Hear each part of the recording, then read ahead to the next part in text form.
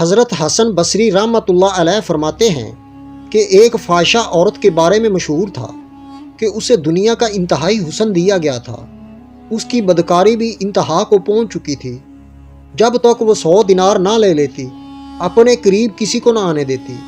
لوگ اس کے حسن کی وجہ سے اتنی بھاری رقم ادا کر کے اس کا قرب حاصل کرتے۔ ایک مرتبہ ایک عابد کی اس پر اچانک نظر پڑ گئی۔ اتنی حسین و جمیل عورت کو دیکھ کر وہ عابد اس کے عشق میں مبتلا ہو گیا اور اس نے ارادہ کیا کہ میں اس حسین و جمیل عورت کا قرب ضرور حاصل کروں گا۔ جب اسے معلوم ہوا کہ 100 دینار دیے بغیر میری یہ حسرت پوری نہیں ہو سکتی، تو اس نے مطلوبہ رقم حاصل کرنے کے لیے دن رات مزدوری کرنا شروع کر دی۔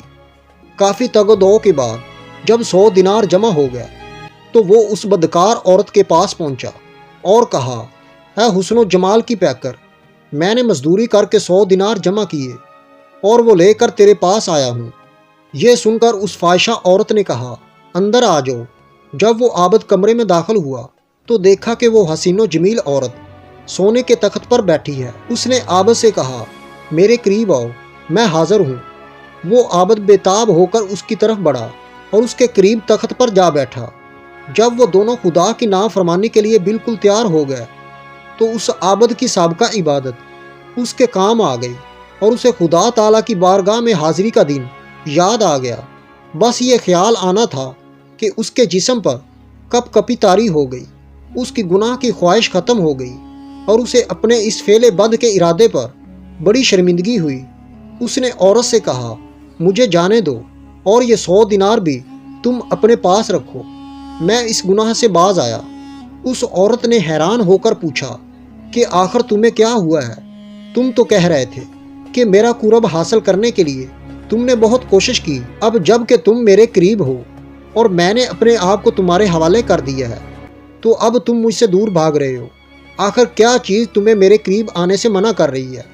یہ سن کر اس عابد نے کہا، مجھے اپنے رب سے ڈر لگ رہا ہے اور اس کا خوف تیری طرف مائل نہیں ہونے دے رہا۔ مجھے اس دن کا خوف دامنے گیر ہے جب میں اپنے پروردگار عز و جل کی بارگاہ میں حاضر ہوں گا۔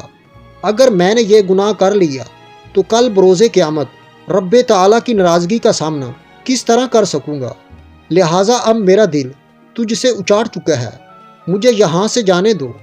عابد کی یہ باتیں سن کر فاحشہ عورت بہت حیران ہوئی اور کہنے لگی، اگر تم اپنی اس گفتگو میں سچے ہو تو میں بھی پختہ ارادہ کرتی ہوں کہ تمہارے علاوہ کوئی اور میرا شوہر ہرگز نہیں بن سکتا، میں تم سے ہی شادی کروں گی۔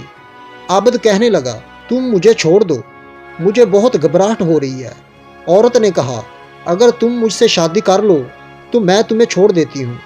عابد نے کہا، جب تک میں یہاں سے نہیں چلا جاتا اس وقت تک میں شادی کے لیے تیار نہیں۔ عورت نے کہا، اچھا ابھی تم چلے جاؤ، لیکن میں تمہارے پاس آؤں گی اور تم سے ہی شادی کروں گی۔ پھر وہ عابد سر پر کپڑا ڈالے منہ چھپاتے شرمندہ شرمندہ وہاں سے نکلا اور اپنے شہر کی طرف روانہ ہو گیا۔ اس عورت کے دل میں عابد کی باتیں اثر کر چکی تھیں، چنانچہ اس نے اپنے تمام سابقہ گناہوں سے توبہ کر لی۔ پھر اس نے اپنے شہر کو خیر باد کہہ دیا اور اس عابد کے بارے میں پوچھتی پچھاتی بالآخر اس کے گھر پہنچ گئی۔ لوگوں نے عابد کو بتایا کہ فلاں عورت تم سے ملاقات کرنا چاہتی ہے۔ عابد باہر آیا، جیسے ہی اس کی نظر اس عورت پر پڑی تو ایک زوردار چیخ ماری، اس کی روح عالم بالا کی طرف پرواز کر گئی۔ عورت اس کی طرف بڑھی تو دیکھا کہ اس کا جسم ساقط ہو چکا تھا۔ وہ بہت غم زدہ ہوئی اور اس نے لوگوں سے پوچھا، کیا اس کا کوئی قریبی رشتہ دار ہے؟ لوگوں نے کہا، ہاں اس کا ایک بھائی ہے لیکن وہ بہت غریب ہے۔ یہ سن کر اس عورت نے کہا، میں تو اس نیک عابد سے شادی کرنا چاہتی تھی لیکن یہ تو دنیا سے رخصت ہو گیا ہے، اب میں اس کی محبت میں اس کے بھائی سے شادی کروں گی۔ چنانچہ اس عورت اور عابد کے بھائی کی شادی ہو گئی۔